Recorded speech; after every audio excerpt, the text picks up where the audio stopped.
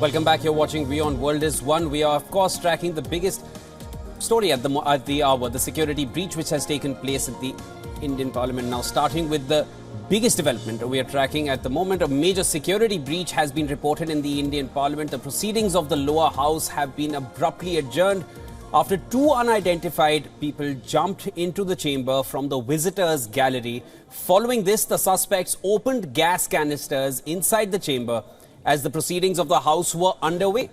Now, the suspects have been apprehended and they were taken into custody, and more details are awaited as of now. In another related incident, a woman and a man used colour smoke crackers while shouting slogans in front of the Parliament House. They have also been detained. Notably, December 13th, it is a very important day. It marks exactly 22 years since the terror attack on the Indian Parliament. All right, to discuss matters further, we are being joined over the phone line by our principal diplomatic correspondent, Siddhant Sibal. Siddhant, just seeing these visuals of this man bouncing away over the tables, making his way, trying to dodge across the MPs, and the MPs are actually having to protect themselves and trying to overpower the man. Where is the security? What kind of a breach has this been? Well, this is seen as a major security breach. Now, two people were able to enter the parliament and were able to, of course, carry canisters. Is very, very not unusual, I would say dangerous as well. Having been inside the parliament several times, I know the level of security layers they have in the past as well. Even if you want to go, there will be thorough checking, physical checking as well. So how can two people enter the parliament carrying the canister so that in front of on the MPs in the well of the house is something that is very dramatic. Also coming on a day when, of course, the anniversary of the Parliament attack is being marked. We saw the visuals from earlier today as well, where, of course, homage were paid to the martyrs. Now, what we are given to understand that the two people who were involved in the attack have been taken into custody by the police, and these two people were basically a woman and a man. The woman, Neelam, is 42 years old from Haryana, Hisar. The man is Anmol Shinde. He is 25 years old, from Maharashtra, from Latur. What was the motive? It's not known yet. And how were they able to get inside the parliament with such a need and do this development is also something that is awaited. Yes, Siddhant, stay with us. Of course, we'll come back to you as we'll be tracking the story forward. As of now, we want to cut across to our guest, Mr. Vikram Singh, who is the former Director General of Police for Uttar Pradesh. Sir, welcome to WION. I want to get right to it. What kind of a security breach has this been? Because this is unprecedented and this was extremely unfortunate. It's the new Parliament building. One would expect security measures to be at the highest. Today being such an important day, it's a pivotal day, of course, 22 years since the Parliament attacks, and now we're seeing this. Talk to us about what kind of a breach this has been and what led to it. 2001 was the most shocking attack on a Parliament, the temple of legislature. And today, after 22 years, this is absolutely unacceptable criminal negligence by the staff there, and of course it calls for drastic action. But the criminal negligence, we'll first go into it. I'm sure all of us have visited the Parliament once for some official purpose or not. Who recommended our name or who gave the invite? That needs to be questioned. At the first gate, you are frisked and all your electronic items are deposited with due courtesy, the mobile phone, the pen drives and everything, and even if it's a smartwatch. The second check happens when you go on your own means on foot. I'm an ex-DGP, but when you go on foot, then you're checked again the second time. They will salute you with due courtesy and check you once again for anything that is suspicious, anything that is electronic. And then you are escorted to the position you have to go and you have a reason to go. This is totally unacceptable and criminal negligence at that. I would say criminal negligence, and heads should roll because absolutely no one did what he or she was expected to do, and these people got away with it. I would say, had this been a dry run for a terrorist, this dry run would have got full marks, and they almost got away with the attack. Carrying these smoke bombs is almost just not acceptable. They got away with this act, and I do hope that the police commissioner has been summoned to the Parliament. We put all his force to interrogate this Neelam and Anmol and see who and how they were motivated to attack the Parliament. Were they financed? How were they influenced, and what were the reasons for doing the thing what they did? Totally unacceptable, anti-national, and criminality of the worst kind.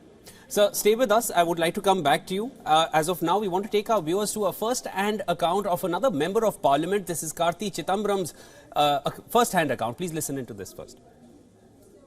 Suddenly, two people from the visitors' galley jumped into the house. They had canisters in their hand. These canisters were emitting yellow smoke. One was attempting to run towards the speaker's chair. He was overpowered by members, and I do not know, they were shouting some slogans which I couldn't make about. But the fact that there were two people who could come into the visitors' galley with canisters which could emit smoke, this smoke could have been toxic, it could have been poisonous, or it could have even been smoke bombs. We do not know, but it emitted an yellow smoke, and this is a serious breach of security, especially on 13th of December, the day in which Parliament was attacked in 2001.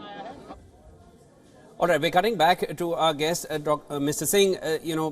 We just wanted to get your thoughts on this. The fact that he had a smoke canister, he could have had anything else. What kind of security checks are there in place before somebody is let inside? Uncouth youth like this making his way inside Parliament, the members of Parliament left by themselves to fend for themselves. You can see the Parliament members trying to catch him by themselves. This is not their job. It's a complete security error, as you mentioned earlier as well. What kind of checks are there in place before one goes inside?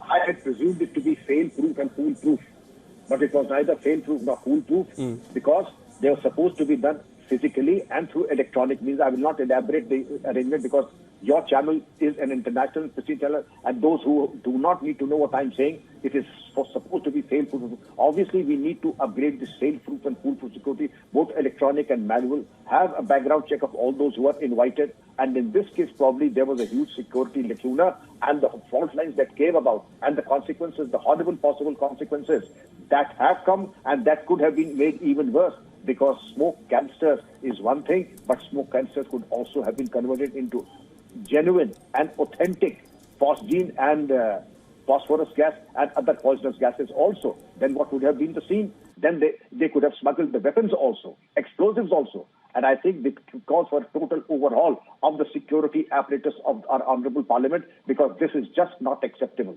There are huge chinks in the armor of the security apparatus of the Parliament, and that needs to be. The three-tier security that has happened, I feel that it needs to be upgraded even further, and restrictions should be ensured to the visitors' gallery as well.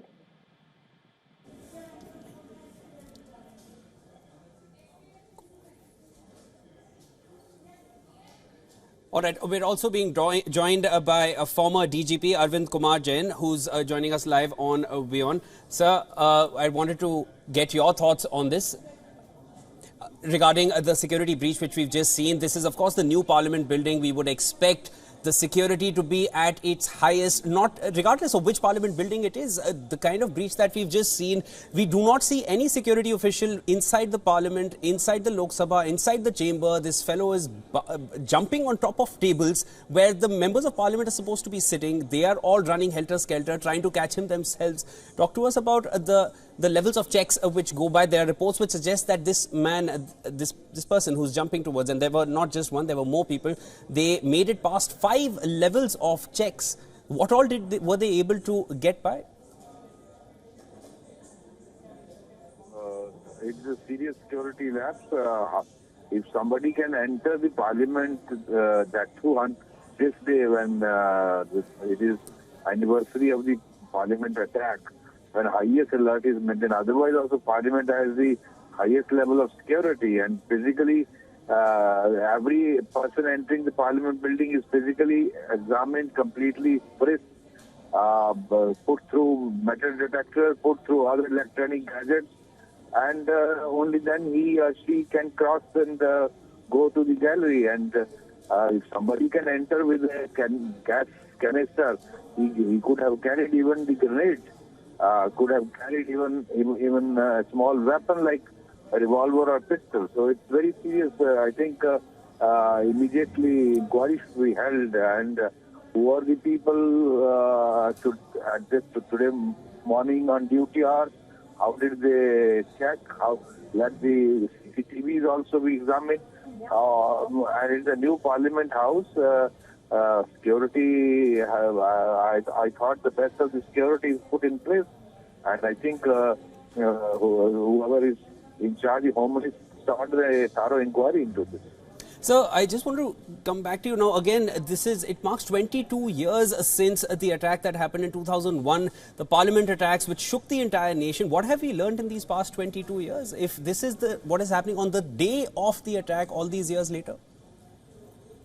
Absolutely. And knowing your enemy with international forces working against India, Parliament continues to be under the threat of these elements, these hardliners, the radical terrorist organizations emanating from Pakistan and other places like ISIS and Al-Qaeda type.